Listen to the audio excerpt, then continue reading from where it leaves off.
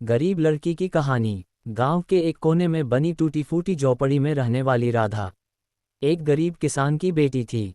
उसके पिता रामू दिन रात खेतों में मेहनत करते थे, पर आमदनी इतनी कम थी कि 2 वक्त की रोटी जुटाना भी मुश्किल हो जाता। राधा की माँ सीता घर घर जाकर बर्तन मांजती थी ताकि घर का चूल्हा जलता रहे। राधा बचपन से ही पढ़ने में बहुत होशियार थी।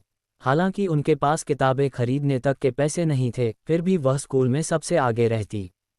पुराने कपड़ों में खाली पेट वह रोज 5 किलोमीटर दूर स्कूल पैदल जाती। उसके पास न बैग था न जूते, लेकिन आंखों में सपने थे। सपने कुछ बनने के, परिवार को गरीबी से बाहर निकालने के। गांव के सरकारी स्कूल में पढ़ाई का स्तर बहुत अच्छा नहीं था, लेकिन राधा को जो भी मिलता वो उसी से सीखने की पूरी कोशिश करती।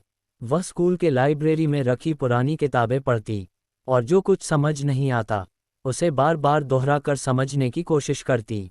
उसके शिक्षक भी उसकी लगन देखकर प्रभावित थे। एक दिन उसके विज्ञान के शिक्षक ने कहा, राधा, तुम आगे जाकर जरूर कुछ बड़ा करोगी। राधा की उम्र जब 12 साल की हुई तभी एक हादसे में उसके पिता की मौत हो गई। अब परिवार की जिम्मेदारी उसकी माँ और बड़े भाई पर आ गई। लेकिन भाई को शहर में काम की तलाश में जाना पड़ा। घर की हालत और बिगड़ गई। अब माँ और राधा ही थीं जो किसी तरह मजदूरी और काम करके गुजारा कर रही थीं। इतने कठिन हालात में भी राधा ने पढ़ाई नहीं छोड़ी। वह सुबह 4 बजे उठती, माँ के साथ कुएं से पानी भरती, थोड़ा बहुत काम करती और फिर स्कूल जाती। दोपहर में घर लौटने के बाद खेतों में मजदूरी करती और रात में दीपक की हल्की रोशनी में पढ़ाई करती। एक दिन स्कूल में एक प्रतियोगिता हुई जिसमें पूरे जिले के स्कूलों से छात्र आए। ये प्रतियोगिता विज्ञान परियोजना पर आधारित थी। राधा ने उसमें भाग लिया और एक कम खर्चीली सिंचाई प्रणाली का मॉडल बनाया, जो उसने अपने अनुभव और गांव की ज़रूरतों के हिसाब से तैयार किया था। इस मॉडल ने सबको चौंका दिया और राधा को पहला स्थान मिला। साथ में उसे 10,000 रुपये का पुरस्कार भी मिला। यह उसके जीवन का पहला मोड़ था।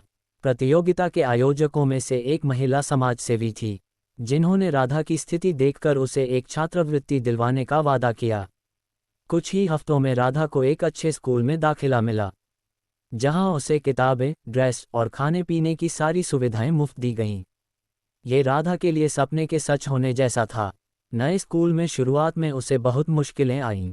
वहाँ के बच्चे अंग्रेजी में बात करते थे, उनका रहन सहन बहुत अलग था, लेकिन राधा ने हार नहीं मानी।